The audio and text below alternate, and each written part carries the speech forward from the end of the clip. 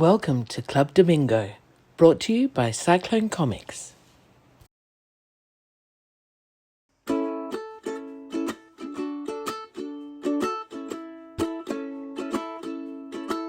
Gary. Hello, Tim. How's it going? I'm good, thank you. Just arranging my desktop. Chocolate starfish.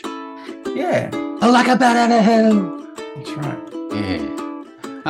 Okay. So, how's the mirror reflection backing board going there with your inking?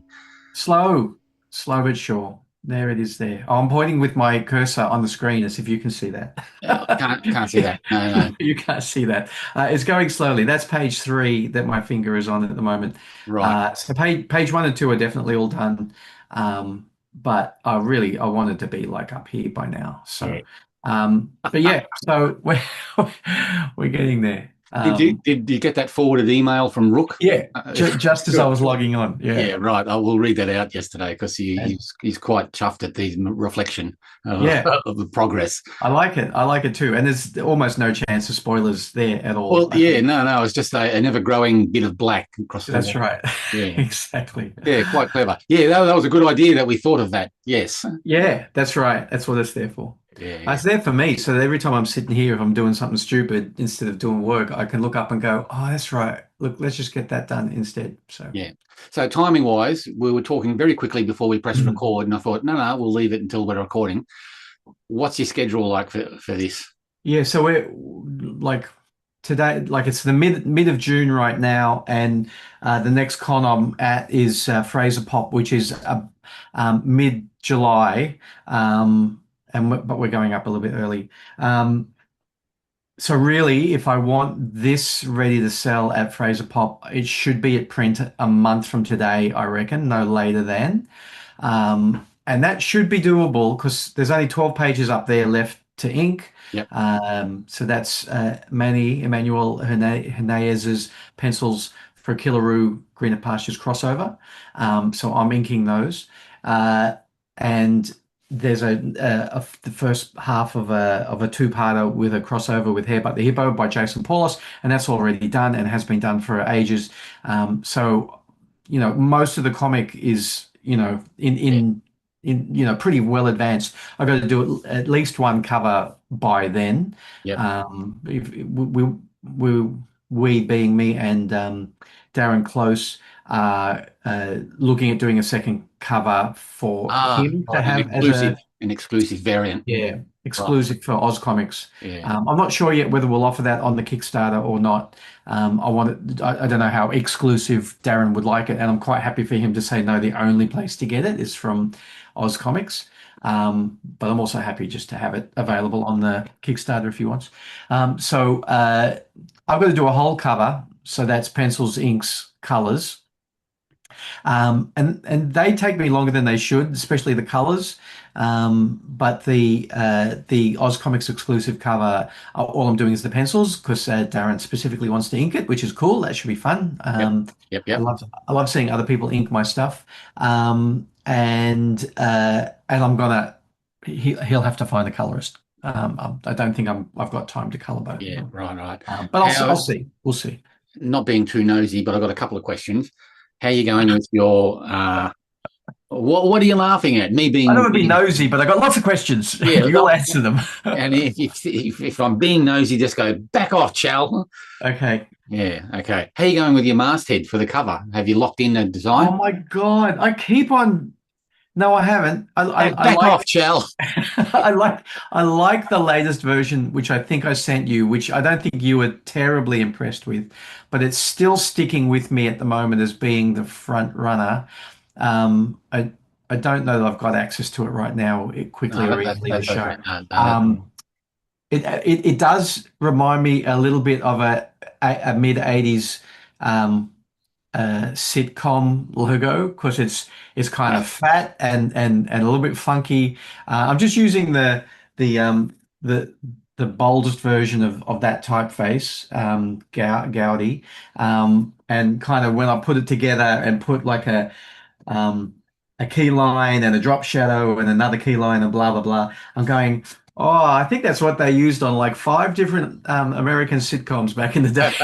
It looks that kind of thing. Yeah. Growing pains and Exactly. good Yeah. times and Yep. Yep. Yep. good So, times. but I'm pretty keen on it at the moment. But just yesterday, I was in a waiting room for something. Oh So yeah, I took out my sketchbook and I was doing another rough of the cover. I've done so many roughs of the cover. I've said to you before, I'm not 100% sure what I'm going to do with it. Um, but it occurred to me, what instead of having like, if that poster in the background just here, if that's the banner, right, for a comic book, what if that was halfway down or two-thirds of the way down yeah, instead, so that we had the characters above? yeah, Kind of like what I did with the preview edition of Green Pastures #8. Not quite that, like bring that up and put yeah, it through the middle, so that I've got Trevor, Hairbart, and Killaroo kind of yeah, across the top, yeah. and then the banner through the middle. Um, I even started contemplating, shall I draw it by hand? Um, What the logo?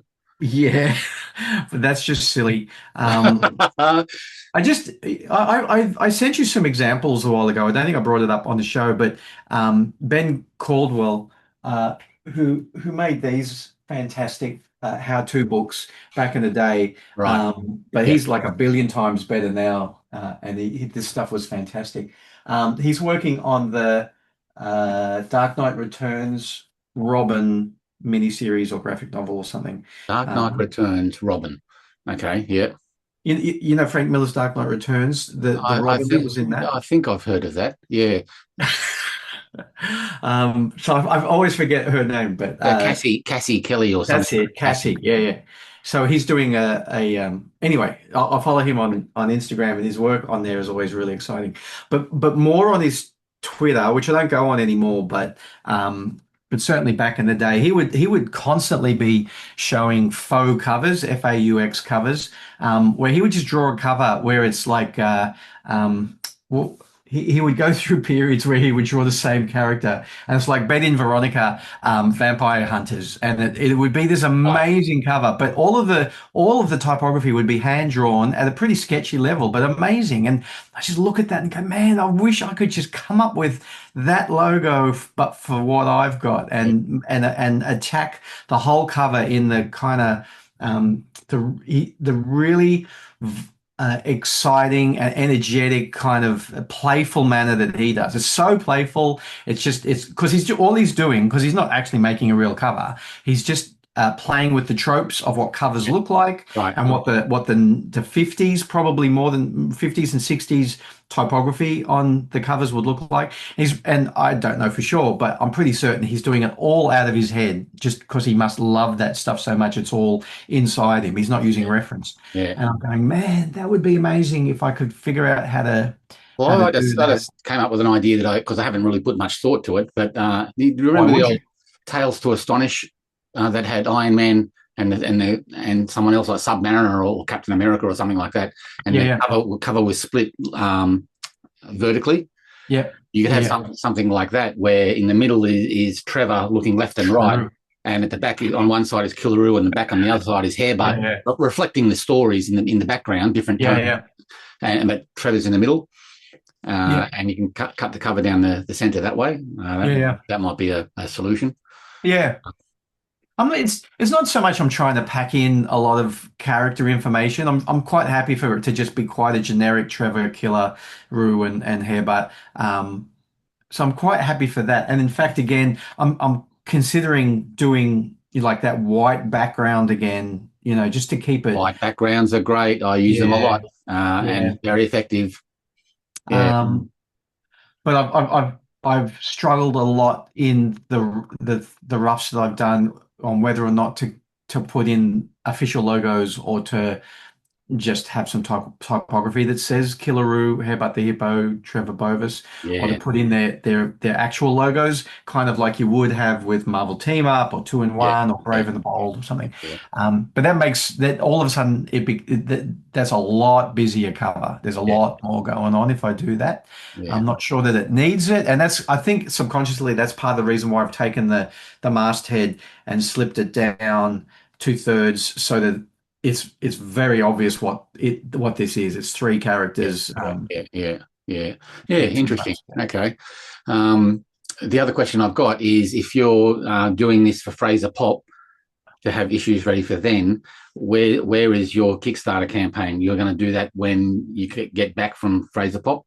Probably, yeah. It's basically a pre-sale or it's a sales campaign, isn't it? Yeah. It'll just be a sales campaign. I've with how long it took and how stressful that it took so long with the trade paperback. Mm-hmm. I said this before on the show, so sorry, kiddies at home when I'm repeating myself. But I'm definitely just printing what I think is the right number of comics to print Yeah. before we even launch a Kickstarter, so that on the Kickstarter you can It's see that I've got boxes full. That's it's right. it's done. Yeah. Yes. As soon as the funds pass, I'll be mailing stuff Yeah. out. Yeah. So that's not an issue.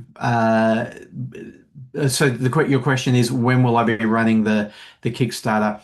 If I finish it quickly enough, then that's the next the next job on the to-do list, which is put together the Kickstarter. So I'll just be putting it together, and then when it's ready, I'll launch it. And again, yeah, it's just basically an ordering system for now, I think. Because I suppose Fraser Pop's just a weekend, isn't it? Really. So as Yeah. far as Oh, that's right. Yeah. maintaining the campaign for all intents and purposes. Yeah. Exactly. Yeah. Mm. Yeah, Yeah. there's a lot going on Kickstarter wise at the moment. Yeah, there was that post by SK, which he does semi-regularly, where he goes to Oh, Kickstarter and I then didn't see that. Yeah. oh yeah, he goes to Kickstarter and puts in the search terms for, you know, Kickstarters that are comics that are based in Australia, and order them by closing date or something. And then he just puts that link and says, "Look at everything that's going on here. Everybody should sign up for each one." And there's a lot. It's interesting because I'm surprised at how many Kickstarters I've actually supported and not realized how quickly they've added up.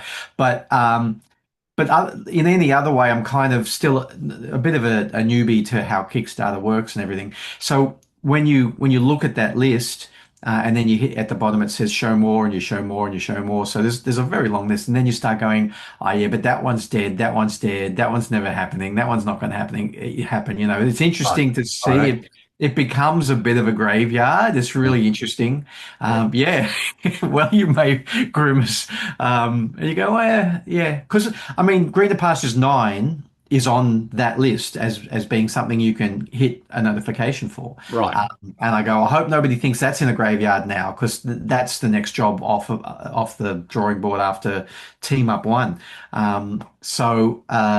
But there are some people who like to do that, who go, well, I'm doing Greener Pastures 9, 10, 11, and Team Up 1, 2, 3 in hopefully the next 18 months or whatever. Yeah. I'm just going to put them all there and get notifications on them Yeah. or whatever. Yeah. Because you can update. You can do ongoing notifications on campaigns that haven't launched yet to sort of generate interest. Yeah, exactly. That's more of a question than a point of knowledge. I don't know if it hasn't launched yet. You don't get if I've hit notify me on a campaign that has not launched yet. I don't get any emails from that campaign. No, I'll get emails from the previous campaigns of that person. But I don't think you get anything from that campaign until it launches. Maybe when there's a date on it or something, maybe you'll get an email saying it's going to launch. I don't know, but you're not getting spammed by all of the ones that you've hit notifications on. No, notify me on. No. Yeah. The other question you had before we hit record was, am I going to get this done in time? And Anne-Marie is the one who seems to be a little bit more on the ball regarding scheduling than I am at the moment for some reason. I used to be really good at it, but and she said, so you want team up for Fraser Pop? Like, are you going to get it done? I said, yeah. And she said, okay. And in her head, she's going, well, you haven't got a schedule, have you? So she's going to make me a schedule. And, she knows about how long it should take me to do each page. And that I've got editorials to either write or commission. I've got the cover to do and some ads to make and blah, blah, blah. Right. So she'll put together like a to almost like a to-do list, with a day by day what you need to get done, and that way at least we'll know if I'm falling behind the target of actually getting it ready for Fraser Pop, or Yeah. if I'm going to miss that target. And sometimes it's better to know that you're going to miss it, so that you A, not rushing work, and B, not stressing out about it, right? So It's a balancing act between a given yeah, deadline and rushing your work too much. yeah, Because once it's in print, it's pretty bloody permanent. And I err on the side of that's more important to yeah, actually do a good job yeah, and have the work stand on its own, which is why you did the remastering on Volume 1 yeah, and exactly. wanted the end result to be as good as it could possibly be. Yeah.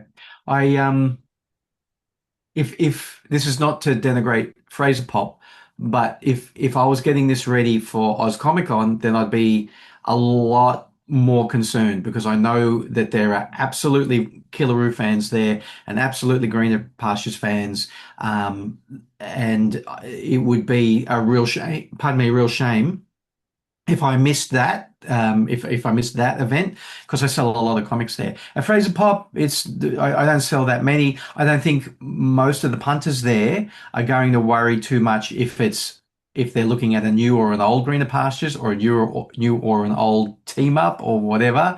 They're And you just going do to be have Volume looking. 1, which is still That's right. pushable in a new market there. Yeah, exactly. Yeah. Yeah.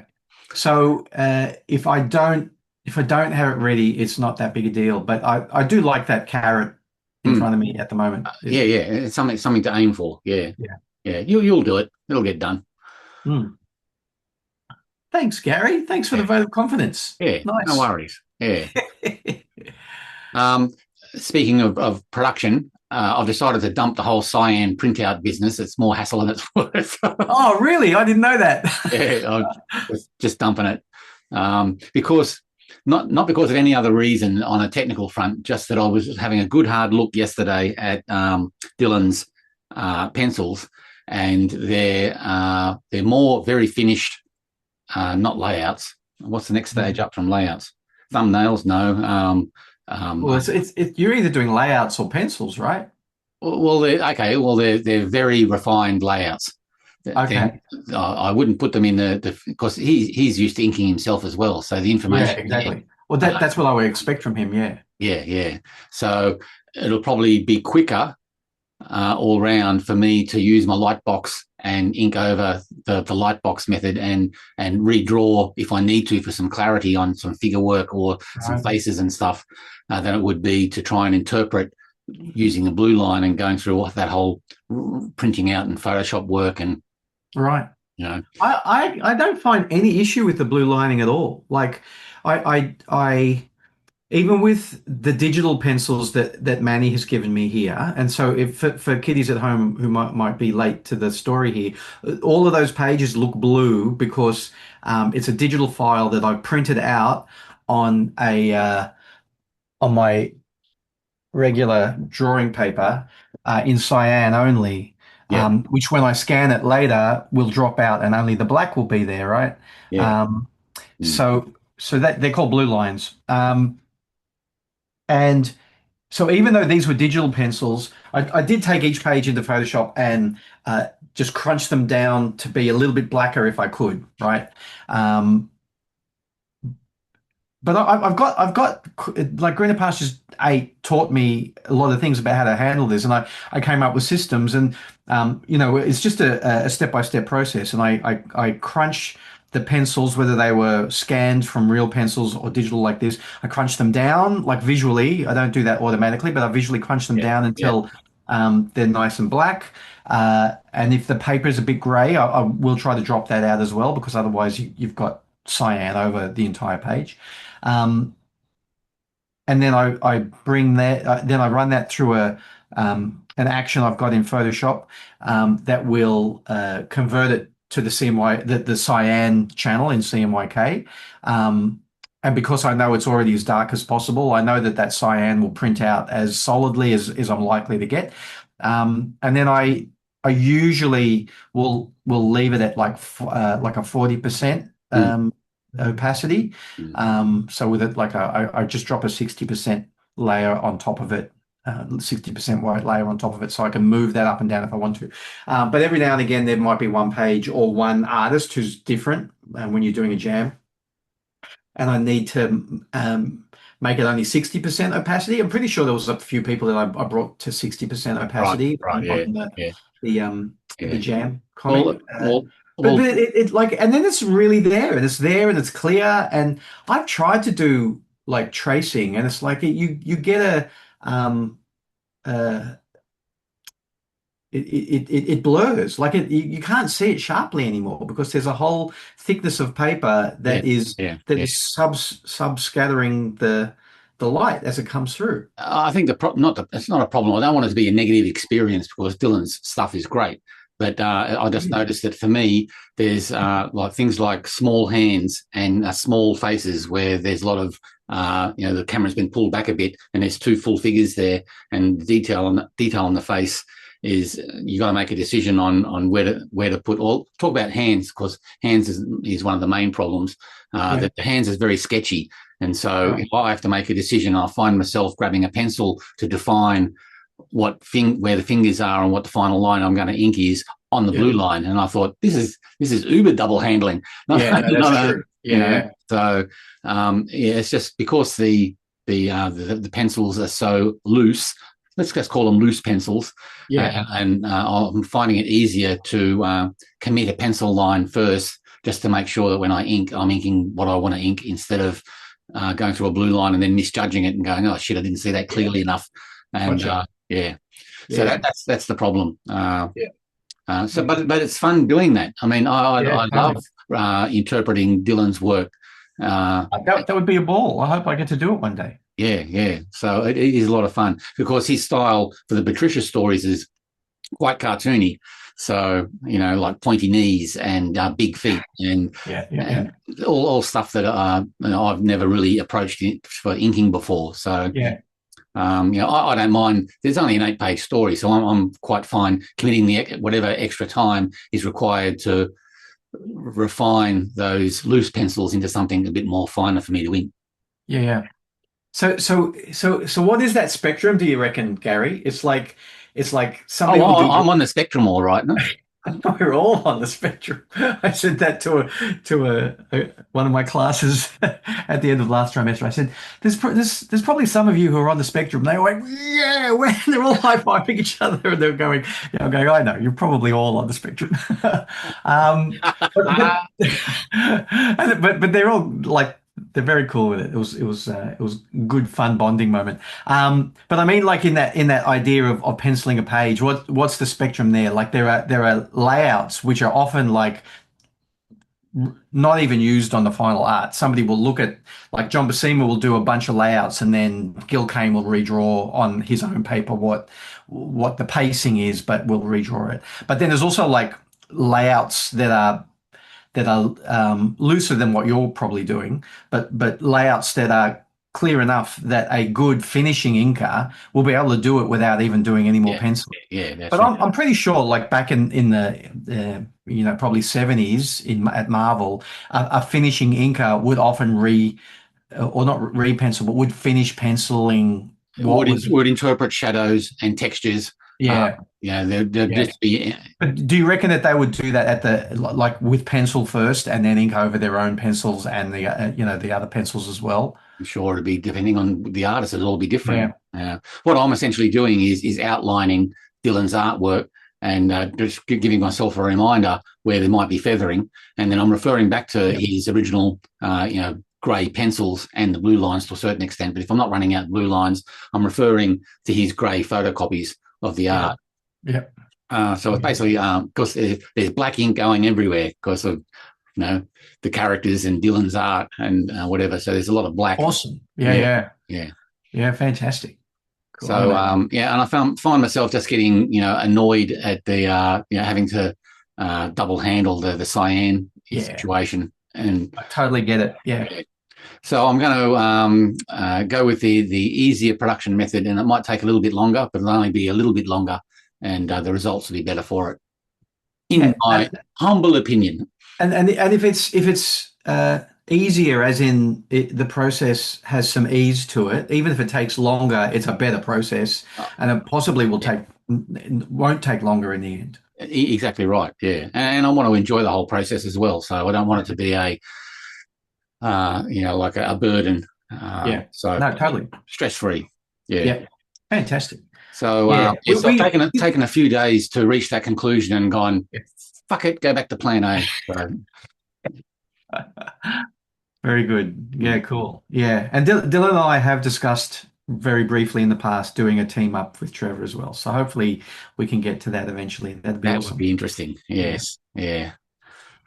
Yeah. So it's now it's And he's got a Kickstarter, right? He's got a Kickstarter at the moment. Like we should talk about Dylan without mentioning through Nat's Comic Oz, Preston piece and Battlers Inc. Reprint job, and I think the Preston piece might have an unpublished story in it as well. So it's a collection. Is it going to be like a flip book? I can only assume that it might be. Yeah. I've only just come to that thought then. Yeah. If you're doing two it's not like they are the same storyline, just different characters. Like it's totally different IPs. IP. Yeah. Yeah. And where is it? I noticed that this one that was given out with a Batrisha campaign earlier is volume 1. And I got a feeling that the Preston piece, Battlers Inc. might be number 2 in this size, which is slightly smaller. Is it right? I think that might be the case. Slightly smaller. So what do you reckon? Slightly smaller than a US comic. Is it A5? Well, it's slightly larger than A5. Oh, shit, man. Settle on something. It must be like, is it B5 or something like that? Yeah. B4. Z5. But I'm looking at the back cover. B1 and B2. A lovely illustration there for the back cover. Awesome. Yeah. Yep. But anyway, so I think it'll be book 2 in this series of this size. I would like to think so anyway. Could be wrong. Anyway. You want to hear a little story about Batrisha? So Dylan Naylor's Batrisha, like why did it not get picked up as a really highly successful multi-media kind of IP? It really should have been. There should have been a cartoon and there should have been, comics and books. I thought it was close to cracking that. It seems obvious, but why? What's the story? So there was actually a clothesline, and I think I don't know if it was Target or Kmart or one of those places. I do remember that. An actual clothesline. And guess who actually modeled for that clothesline on television one day was Annabelle McEwen, my daughter, like tiny little Annabelle, because she was at a dance school. I think a friend of ours had like a thing where you like an agency thing and just go sign up and to be honest, it was probably a scam. They're always scams. You pay money and then hope to get some work. Like amazingly, we got a couple of little bits and pieces of work, but nothing major. You stage parent you. That's right. And it definitely wasn't for our personalities, Annabelle's or ours. But yeah, she was. I think. Oh, I can't remember the woman's name, but the woman who was again talking to the kiddies, and I mean the older kiddies on Studio 10, who anchored Studio 10 for ages, and she moved to the Project just before the Project was cancelled as well. She was a reporter at the time, so she was the reporter who was reporting on this new line of clothes, and Annabelle's there and showing off the clothes. So yeah. Little like, and it's incredible, because it's like comics and it's Dylan and it's my daughter and it's like all of these things. And there was no direct contact from you and Dylan are organizing it. It was all done legit through an agency. Yeah. That's but there you go. See if you can find that on the YouTubes. Cheese TV. Yeah. Samuel, my son, was asking me if Greener Pastures was ever on Hey It's Saturday, because he's got a friend who's been watching a lot of Hey It's Saturday on YouTube. I said, no, we never got on to Hey It's Saturday. Tad did. Tad did more than once, right? I think so, yes. Yeah. In his Dark Nebula costume. No, he was the Andrew sisters. He was dressed up in World War II female army regalia doing Andrew sisters. Right. Are you sure he was never on as oh well, look, hey, Nebula as well? He could very well be, but he'll correct us, I'm sure. He's got some really nice looking gams. and the pipes to match. The boogie woogie boogie boy company D. So that would have been on Red Faces, right? Indeed, yes. Yeah. He's got a lot to learn about applying makeup. Right. Okay. Anyway, end of conversation. Right. Hi, Tad. Yeah. Well. You sexy beast. Exactly. Yeah. All right. So that could be a good segue, marketing and fashion into and the near miss of a Batrisha computer game into Rook's email. Yeah, go for it. We got another email. People can send us emails at clubdamingo@cyclonecomics.com.au. We got one this morning from our friend Rook, who asks. Let me just get into my email. I want to know who Rook is for reals. Yeah, it's a bit of a mystery. I like it. I like the mystery. I like it. And thank you for writing, Rook. You bring up good stuff to chat about every so often. That's great.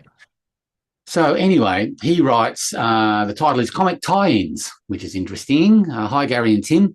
I am enjoying seeing the comic inks steadily fill in the background. That's your inks in the mirror. It has been a true delight. I've been wondering if either of you have ever worked on a tie-in comic. I know that a few bands have collaborated with Australian artists in order to have comics made. ARG Comics made a Tism comic, and Cynation Comics have made an Arna comic. As for films, I'm aware that Dark Oz has made a tie-in comic that was given out at an Australian horror films premiere, and another comic that was a special Blu-ray pack-in, a comic that you get with a Blu-ray. In the TV realm, Gestalt Comics released a couple of Cleverman comics and a Wasteland a Panda comic, and Wild North Comics' 0 Point Origins is a prequel to the web series 0 Point. I'm struggling to recall an Australian comic that ties in with a video game. I can name an Australian comic that got a game tie-in, Cyberswine, and I can name an Australian game that got an American comic tie-in, Cult of the Lamb, which I haven't heard of that. So anyway, can either of you think of some examples that I've missed?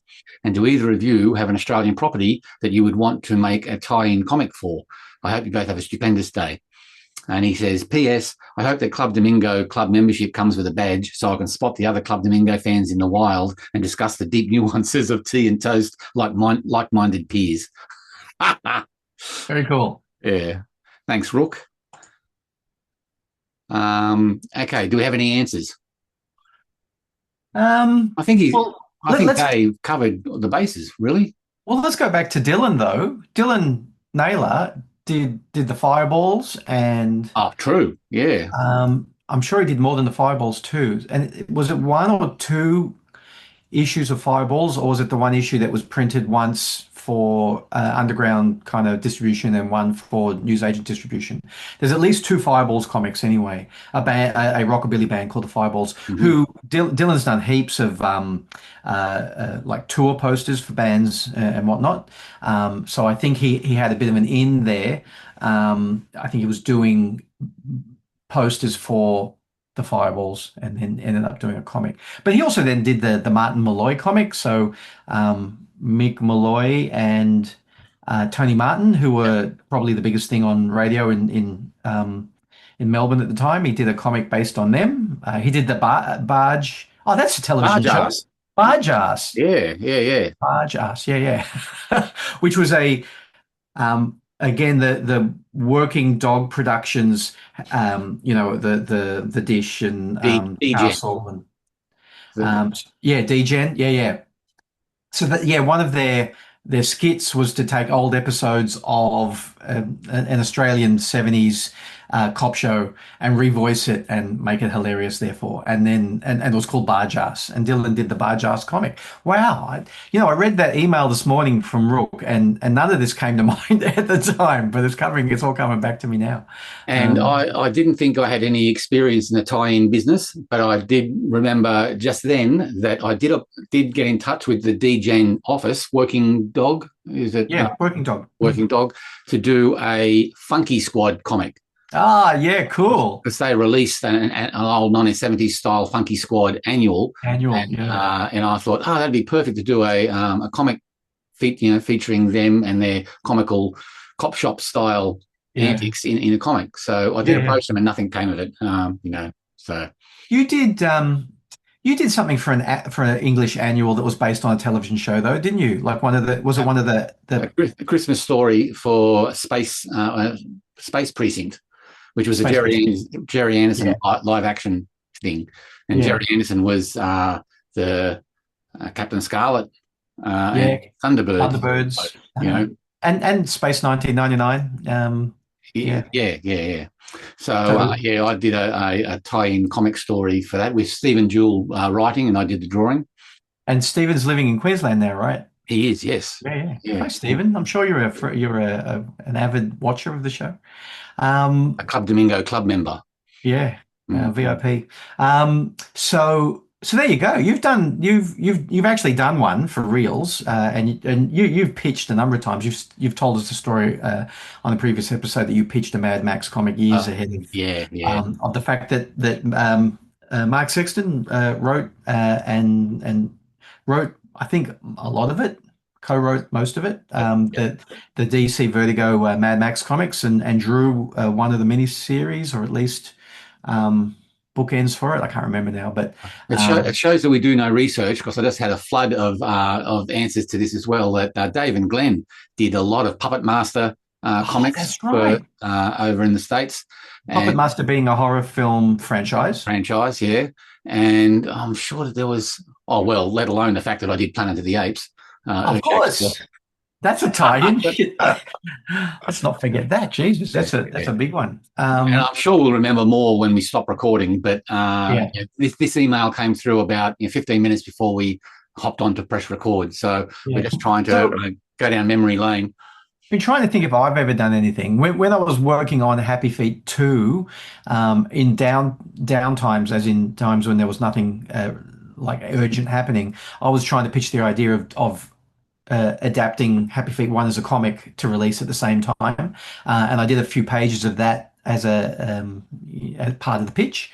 Kind of like the Marvel super specials that would adapt movies.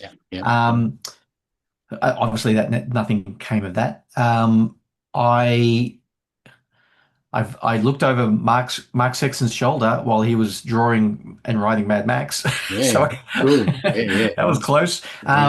But Mark obviously also did, Mark and John Petropoulos from Bug and Stump fame did the Tism comics as well. So, and you never know that there could be like with the resurgence of Tism, like who knows what might happen with that.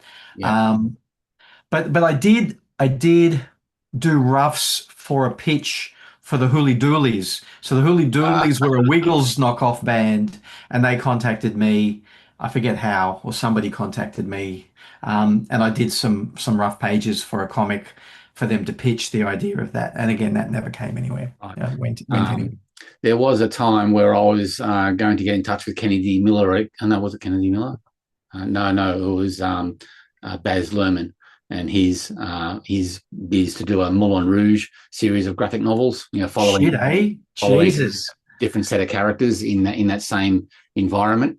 And high, very Dave McKean high design graphic design to emulate the feel of the graphic design of the movie. Then I went and lay down until the feeling passed. Very good. If that was greenlit, I'd probably still be working on it. Yeah, that's true. Oh, bloody hell. I would say definitely someone like Baz Luhrmann would be like someone like George Miller, who the reason why they are able to make what they make is because they are control freaks and want complete oversight on just about everything. And it makes the kind of work of making a comic book pretty difficult when there's that kind of backwards and forwards, and it's not like writing a book or re-editing an edit or whatever. It's the other thing I was going to say was, and again, this is before, like I'm not interested in collecting Australian comics any earlier than a certain date, but there's surely like Skippy, the Bush Kangaroo, and Smokey Dawson, that rings a bell, and so there's all of those kind of IP kind of crossovers as well Dave, from Dave DeVries, television days. Dave DeVries and I took Smokey Dawson for a beer and to talk about doing a Smokey What? Dawson comic. Yeah.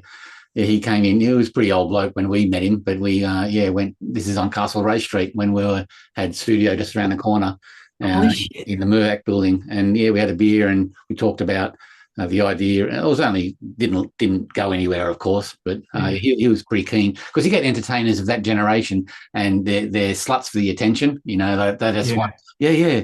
You want to do a comic about me and I don't have to pay anything and my name's in lights again? The stars. You know. Exactly. So who instigated that? Smokey or you guys? I honestly don't remember. I don't remember. It's in the midst of time, and if I was to say anything, it'd just be me making it up. So I do remember, and I'm pretty sure I was with Dave. It was me and someone else having a drink with Smokey Dawson and talking about you were in comics, let's do comics again, you know, kind of thing. Yeah. Around the same time that Keith Chato came in to pitch his Kane comic, which turned out to be a Sun Herald newspaper strip.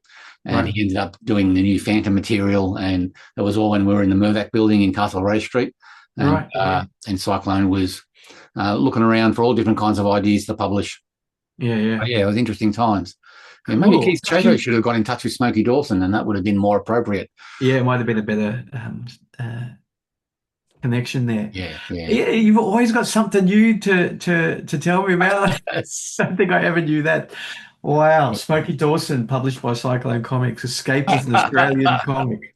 Well, we wanted to update him so Smokey Dawson wouldn't have tobacco darts. He'd have a bong or like a. No, we didn't. No. I thought you were going to say he'd have like a cyborg eye and a laser gun. He was too set in his ways, the old Smokey. Yeah, no, I can imagine. Cool. Oh, that's a great story. Jesus, incredible. Well, that's all I could really think of in that way, that kind of stuff. Rook brought up Cult of the Lamb, which is a really cool looking video game. Really cool. I'm not into games. I don't play games, but when I see the graphics, I like to see the design and the character and all that. Yeah. Very cool, and very strongly Australian created. You can look it up online. There's some great storyboard versus final cutscene comparisons as well, and the storyboards are done by an Australian comic book artist who's obviously also a storyboard artist and a character designer, etc. If only I could remember his name. So there's that connection there as well. But there's heaps of Australian and international movies that you watch. There will be an Australian on the storyboard team, like over the last however many years, 50 years. And out of the list that Rook has outlined in his email, we don't know whether he's male or female or what, is the Dark Oz work that recently they've put a lot of time into getting Australian horror films and 70s Ozploitation films into Blu-rays and then doing comic support for that as well with different comic books. With Franz Cantor artwork and Ben Sullivan artwork and a whole swagger people. So, try and track down Dark Oz titles if you're into Australian horror films and Ozploitation films from the past. Yep. I've just looked up who that storyboard artist was. It's Peter Yong, Y-O-N-G, Yong. And the one comic that he's done is called The Rockabilly Plump Core. So it was just an excuse to draw rockabillys with huge muscles or big bellies or both.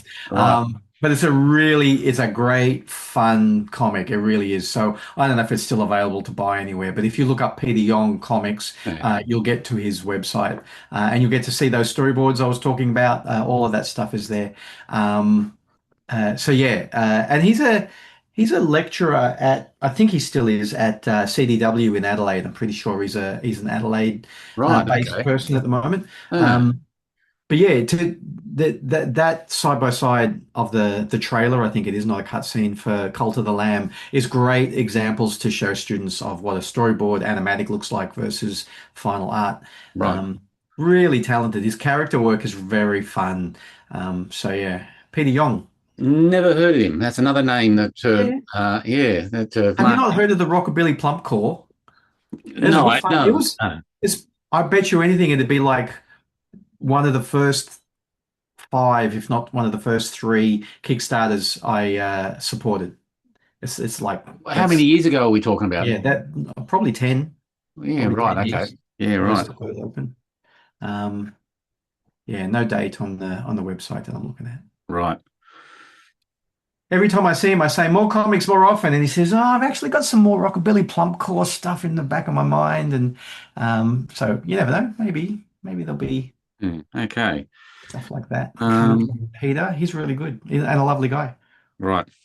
Do you have anything else on your list, or are you coming in fairly light this week? Um, Fairly light. Yeah, very light. But you keep going.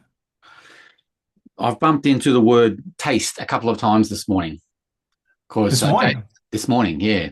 And I as thought, in your lack thereof, Gary. yeah, exactly. Yeah, yeah, in general. But Jason Chatfield has been posting some interesting things on his Facebook, or I assume it's Insta as well. But and today's one was about as you are learning your stuff and you're trying to draw, and you're feeling that it's shit and you're not improving, and your drawing is lackluster and not meeting what you want to do in your head. Yeah. It's because what did he say? He said it in such a Yeah, there's a great way to phrase that because that's a commonly brought up thing. yeah. Well, he says in one of these little memes that he's posted, you know, your work sucks. You're not wrong, but it's not because you're bad. It's because your taste is good. And I thought Exactly. that was, quite, uh, what am I trying to say? Quite powerful. Yeah.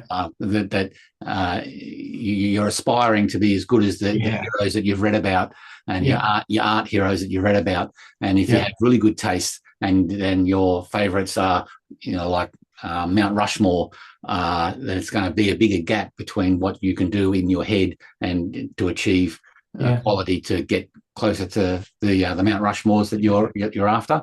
And I Yeah. thought that was great.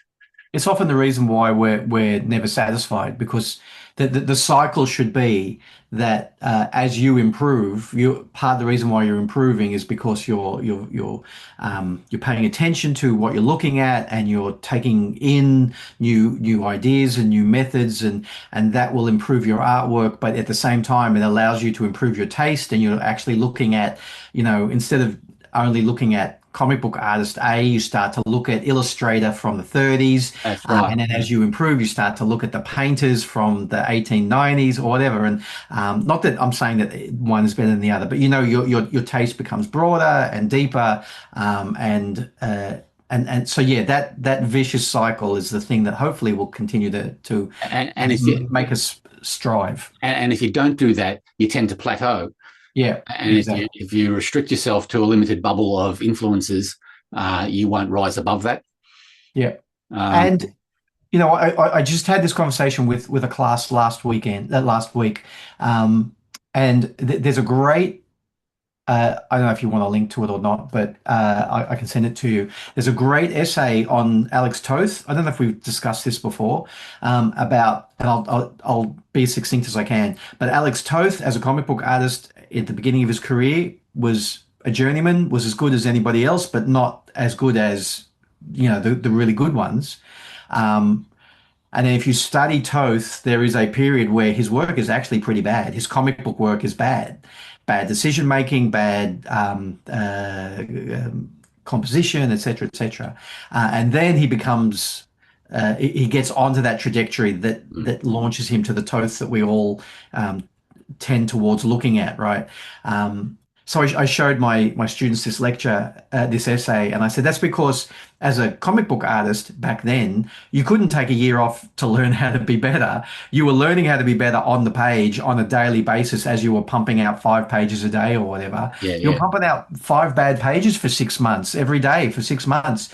And the entire audience was looking at it saying, gosh, this is not good. But how else are you going to improve? But most artists, you don't see that the valley that that gives you the peak, which then hopefully will give you another valley and then another peak. But generally, it continues to increase in ability, even though there are peaks and valleys along the way. Yeah.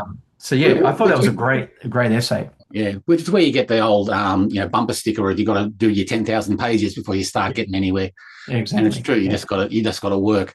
But the word taste was there, and I thought it was quite interesting because there was another article that I bumped into that Lee Chalker sent me the link. Oh yeah. It was about referring to the retailer Things from Another World over in the States, which is the Dark Horse publisher. Their retail arm, they decided to shut all the doors.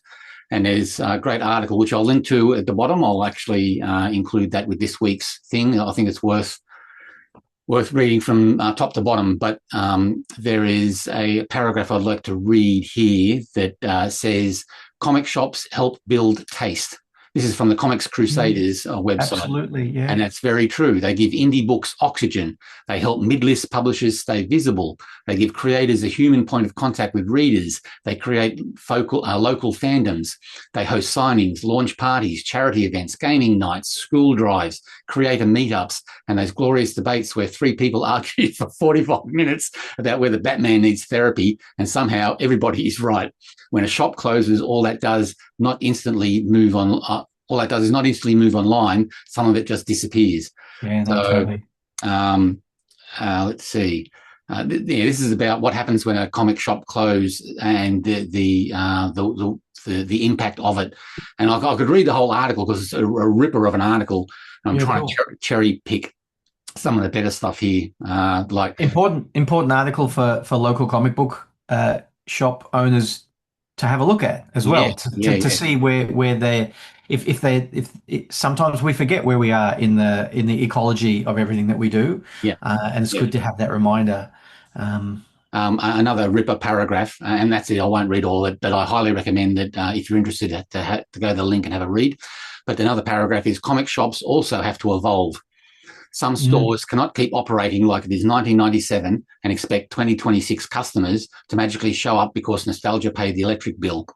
The shops that survive will need smarter events, better customer service, cleaner spaces, inclusive vibes without performative nonsense, stronger local marketing, subscription systems, online ordering, social video, creator partnerships, kids sections, manga literacy, crowdfunding tie-ins, and community programming. The days of open the door and wait for Wednesday warriors are over. Wednesday still matters, but Wednesday alone is not a business plan. It's a ritual, and rituals need infrastructure. And there's just some ripper thoughts behind that article there about comic shops, how important they are to the industry and the hobby as a comic reader. Of being able to go in there, and it's a physical presence of all this stuff on the shelf that you can create your own taste. And you can't emulate that in too many other places besides maybe a library. But as far as current comics and keeping ahead of trends and getting the latest Wednesday comics and stuff like that, and meeting. Like I met a lot of the Cyclone guys in comic shops. There was a community there, a meeting place. So very important. So that's the two times that the word taste popped into my head. Taste as far as your skill set and striving to be a good artist and creator, and taste as far as the environment and the community of and knowledge base that comic shops provide. And I thought that was worth mentioning on those two fronts. And there's a completely different methodology of buying anything, but buying comics, that if you go to a website specifically to buy a comic, that's what you buy. If you go to a Kickstarter specifically to support, that's what you support. But if you walk into a comic shop to pick up what you are specifically going there for, and then you go, I've actually still got 2 comics worth of money in my pocket. What else is here that I've never bought before? That's how I bought so many of the really interesting things that I got onto. Talking about taste, not that this is not to talk myself up or anything, but somehow I was buying Dale Keown's work before he was on the Hulk, because I just loved the look of that and was buying it. I was buying Kelly Jones's work before he was on the Micronauts, just because he was in some indie comic. I'm going, I like the look of that, and I just bought it. Buying Tim Vigil's stuff before Tim, was known for anything.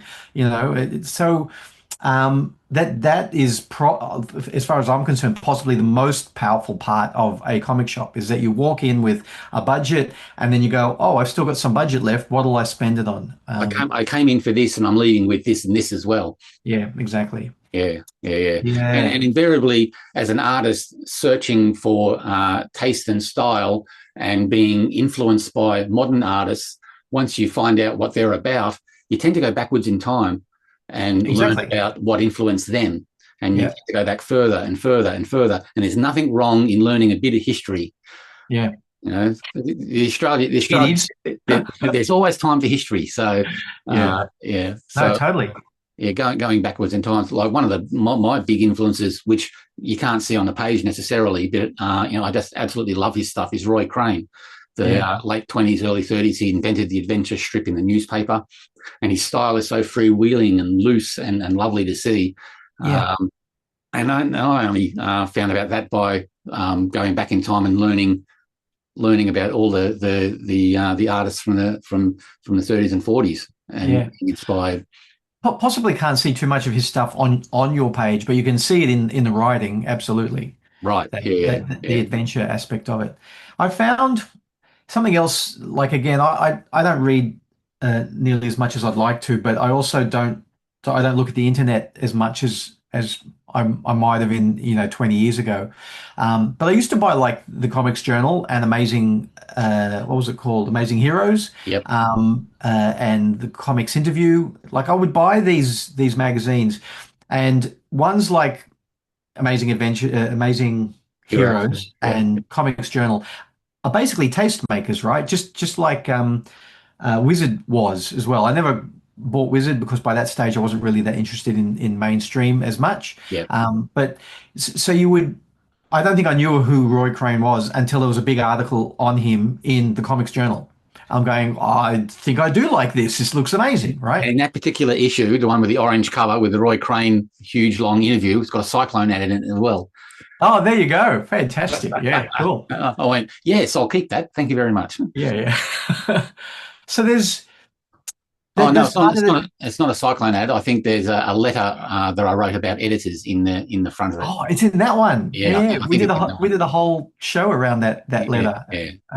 I know that. Oh, that's right. The Dave Stevens issue of the Comics Journal, I think, has a Cyclone ad in it, a full-page Cyclone ad, and awesome. Roy Crane has the editorial about me talking about editors in the letters column. Right. Yeah. I don't know if Comics Journals, back issues are in the 50-cent bin or where they are, but it depends on the interviews inside. Yeah, but some kids, of them if you see them, they are worth picking up, even when they're 20 or 30 years old. Very much and reading from cover to cover. Just they're a really interesting snapshot of the time, sure, but also like an interview with Dan Close in 1995 is just as relevant as an interview that he gives this year. It's So yeah, interesting, and it'll open your eyes to things that you might not have seen or read before. Yep. So yeah, interesting. So it's good not to get bogged down with your taste ideas. Just be curious. Be curious, exactly. And you invariably find yourself not going sideways with other people that you're competing with as creators in the marketplace, but you tend to start looking backwards, and you find out what inspired Mignola, what inspired Hernandez, what inspired John Byrne, what inspired Jack Kirby. You start going, what inspired Eisner, and you start going backwards and backwards and backwards to the masters. Yeah. The other thing with a lot of that. So you invoke the name John Byrne, and John Byrne hates the fact that people say, "Oh, my favorite stuff of yours is the X-Men," because it's like his second gig, his second like A-grade gig, and he goes, "But the stuff that I did after that was so much better, and the stuff I did after that was even better." And it's like when you discover a band, though, you discover that band because of whatever they're singing about and how it sounds at the time. And that's the stuff you like. And again, with someone like John Byrne, if I go backwards a step to his Iron Fist stuff, I actually really like that better than the stuff he did, especially in the later Fantastic Four. If you go a step further back and you go, oh, he did like Space 1999 comics, and you can see how rough they are, but you can also see all of the stylistic stuff that eventually gets not necessarily watered down, but integrated into a more professional style. that was the stuff that was exciting you when you were looking at, you know, the Phoenix Saga in X-Men, right? Yeah, yeah, So yeah, it's a really interesting thing. It's like it's why people say I like your old stuff better than your new stuff. It's like this is where I started. I'm most likely to like that and earlier, yeah, not yeah, that and later. yeah. Interesting. I bumped into I don't know whether it's a true quote or not, but it sounds like something that they would say. That John Buscema was asked what he thought of John Byrne, and he goes, "I'm not really into that cartoony stuff." Wow. So Wow. yeah, take that for So, what it's worth. you know, people like the two Basemas, Sal and John, quite different in style, really. John's a little bit more illustrative, you would Mm, say, and yeah, and yeah. and Sal's a bit more journeyman comic book, right? And I love them both. And if you told me to pick one, I wouldn't know which to pick actually. But do you think even John Buscema, do you think John Buscema plateaued? Boy, that's an interesting one. Yes, You I do. don't. Yes, I do. Yeah. Yeah, If you don't want to say on air and get yeah. the No, no, chopper no, flip. no. Yeah, I think he plateaued. Yes. And do you think he plateaued once he got onto the 50th issue of Conan and it's like I can just pump this out and I know how to draw all of this? Or was it even earlier? Or His style certainly there wasn't a huge arc of development from when he first started in Conan, and then he was doing Avengers and things like that as Mm, well. You could see Buscema all the way through to his final stories for Savage Sword and the stuff that he ended with.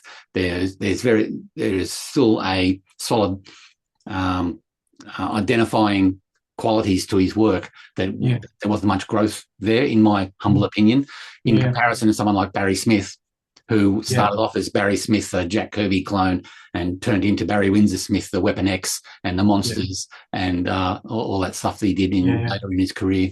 yeah. So Do you yeah, think yeah, I part think of it? Buscema, I think, did plateau. Same as Sal. Sal Yeah. plateaued as well. Yeah, yeah. You've got people like Herb Trimpe, and I know we've said this before, Herb Trimpe, who at some point in the 90s said, "Oh, I better change the way I draw because otherwise I'm getting left behind," and tried Yeah, to yeah. to you know mimic at least the zeitgeist of the comic books at the time. Um, but you know, someone like John Buscema came in with such incredibly solid figure drawing ability, Yeah, knew anatomy, knew how to draw all sorts of body types. Every time it was solid and three dimensional, and from any angle you want. And same with environments, knew how to draw a room, knew how to make it look solid, and how to populate it. So he probably just had, he possibly just had a really solid grounding in illustration and drawing and etc. when he hit the ground in comics, and again probably had to draw not a page a day but maybe 4 pages a day. I don't know. yeah, yeah, So that became the the version of Basima that was this is how I make a living yeah, kind of thing. yeah, yeah. And he looked fresh based on what Inca finished his work. Yes, true. So it was like a grand old house that got a lick of paint, depending. Yeah, He didn't care much for it, but I absolutely loved Alfredo Alcala's black and yeah, white inks on his Savage Sword work. I yeah, think there was a Nestor Redondo, I think, was a Filipino artist who inked yeah, him beautifully as well, yeah, and he was good on himself. When he inked himself, yeah. but yeah, if you wanted variation from Basima at any stage of his career, you'd have to look at what Inca was finishing him Yeah, off. yeah, yeah.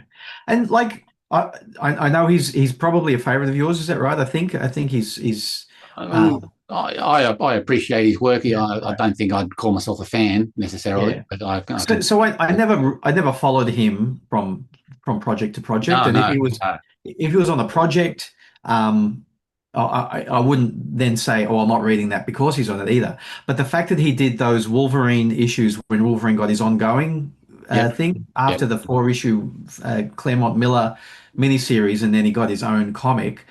He did that for, I don't know, a year or two. So I don't know, Was a that with dozen. Al Williamson inking? I think so. Or did he ink himself for a little while, or a bit of both? I can't remember.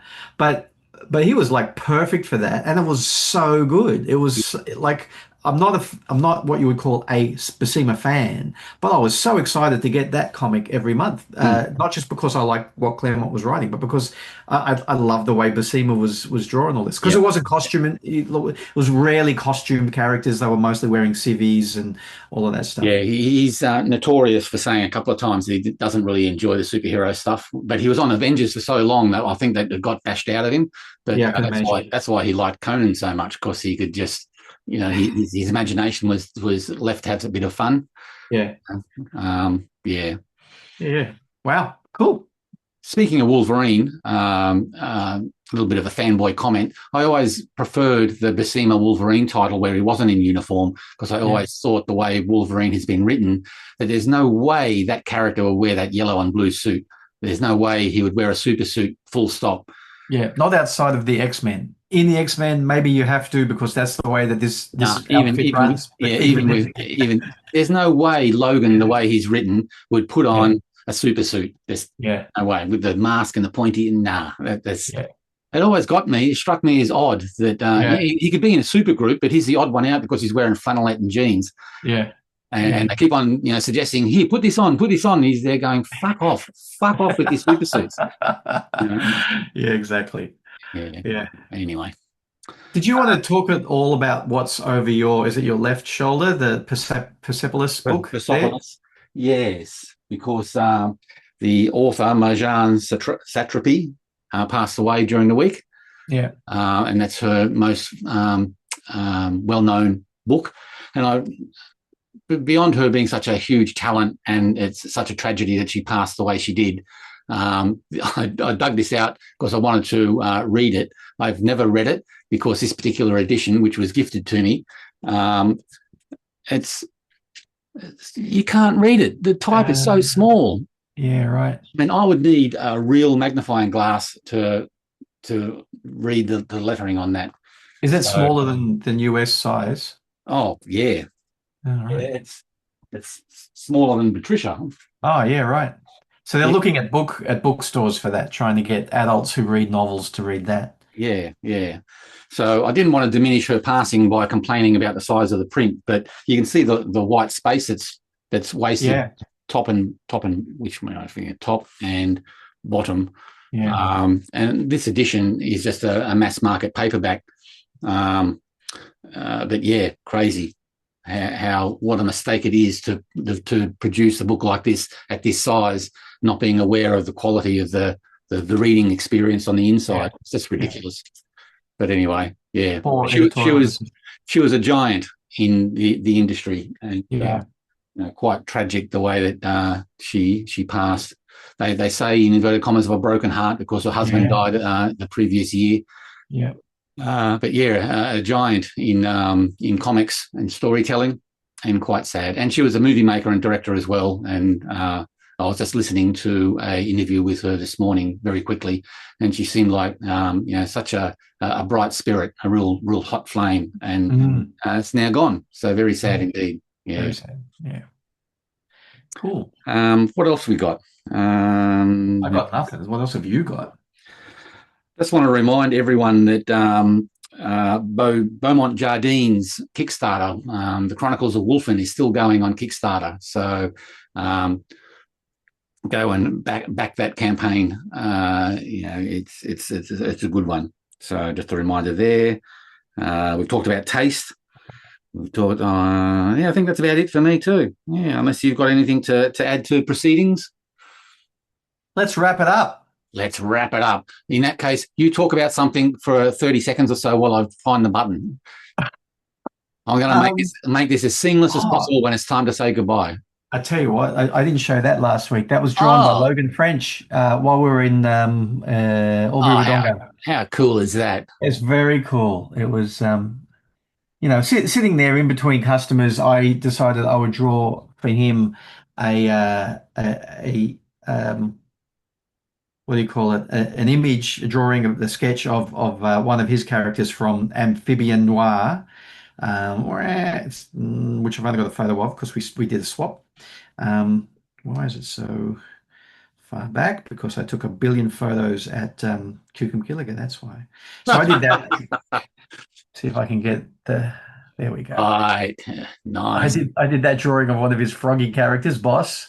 Um, uh, Very poor compared to what he drew for me. And at one point, I'm asking him, like, I'm looking at the drawings of Boss, and I'm going, so what are what are the shapes in there, Logan? He's going, oh, it's this and that. And I said, what I see is that, he said, yeah, just draw Kermit with the hand inside. It's exactly that is what I'm drawing. So that's what I drew.